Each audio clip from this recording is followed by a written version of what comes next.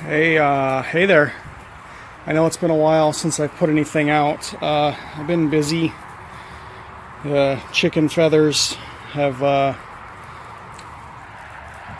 might explain why, the lack of chickens in that bin over there. And a lot of stuff with work and family and things like that. But today, I've got a little bit of time, so this is probably going to be really cut together, and I don't really know what I'm going to go into except one thing. We talked a while ago about adding equipment to our homestead so that we can increase our efficiency. And one thing that I think a lot of people sleep on is maintenance. Specifically, having other people do things for them. Now, it really wouldn't be too much of a pain in the butt because I'm really close to town, closer than I wish I was. So if I needed to take these tires and get them swapped out at a tire shop, it wouldn't be that big of a deal. I could probably get it done in an hour. But, these are semi-truck tire irons. They're about 2 feet long. I've had these guys for years. I've done automotive tires before, and that's what this guy had on it. The hardest thing is usually breaking the bead, and if you can get the bead to break, then the rest of it's pretty well easy.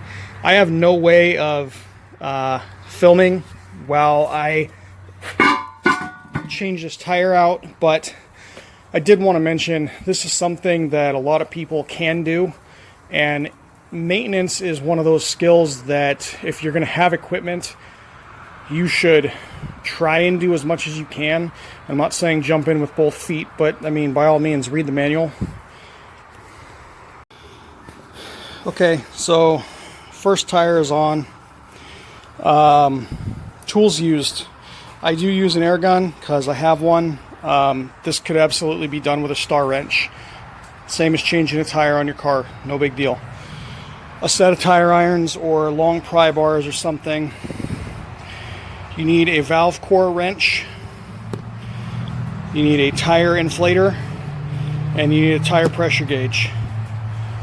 A 5-gallon bucket sometimes helps, or something to put it up on when you're beating the tire onto the wheel. I'm not going to tell you how I beat the tires on the wheels, but if you know any rednecks or you just want to spend some time on the internet, it shouldn't be too hard to figure out, but it is dangerous. I recommend when you're learning, if you're going to do it, change the tires yourself and then take it to a tire shop where they have a big air compressor and they can bead the tires for you. I am using the air gun, but like I said, you could use a star wrench, and I don't want to think that I've got some giant compressor.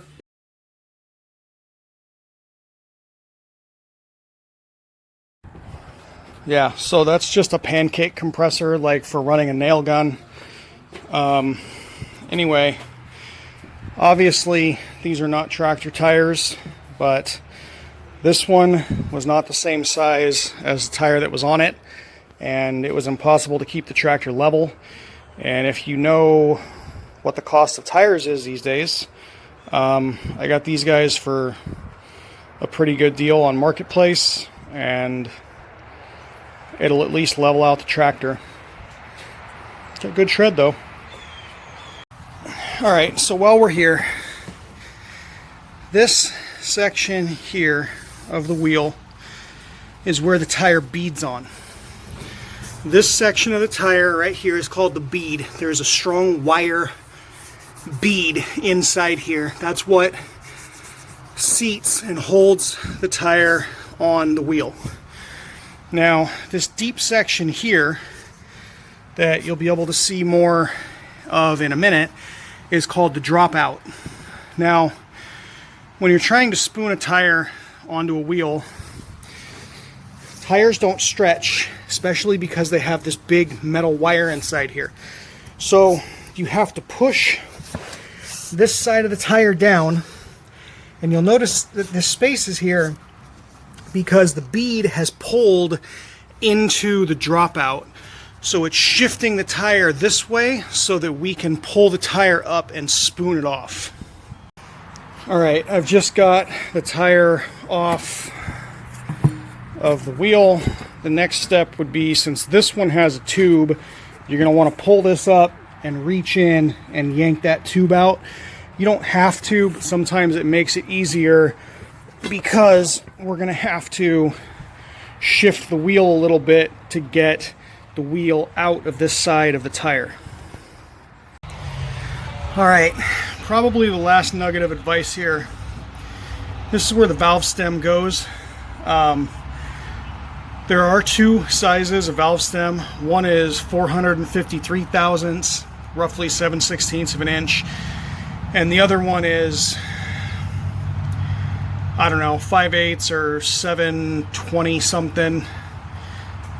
Make sure that you have what you're going to need, or make sure that you have the ability to measure.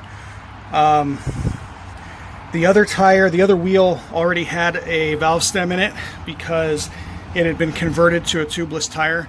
This one still had a tube in it, so this has the larger of the two, which is common with agriculture or off-road, but it is not common with automotive. Oh, all I have are the smaller ones, and I'll have to go buy one. Other than that, that's yeah, let's take a walk, I guess. Absolutely still have tomatoes. I still have peppers. It has been a very late warm season.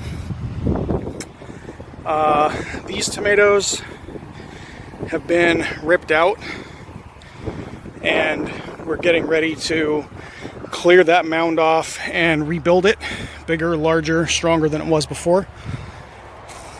Compost, a lot of what was in here was old and was not breaking down. I had a bad mix, but I also need a lot of this. So the newer pile, I went ahead and burned. We're mixing that in with the old pile, and I am trying some new types of compost bins.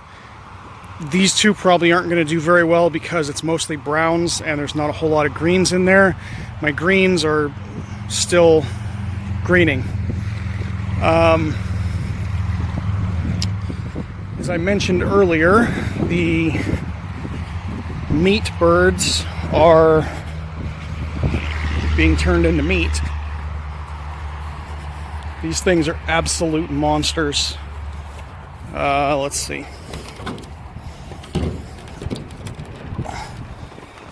These things are huge. I've been getting, I don't know, roughly 4 to 5 pounds of meat per bird, and that's not counting the carcass. That's a butchered, just a plate of meat, roughly 5 pounds. Out here, we've got some new friends. Our new egg birds are big enough to be in with the other girls, and so they're all hanging out and doing their thing. I still have the shade cloth on here just because I haven't had a chance to get out here and get it taken off. This is not really a huge priority to me. Hi, ladies. So anyway, that's about the update that I have for right now. Do you have anything to say? No? Okay. Well, hope y'all learned something. Have fun.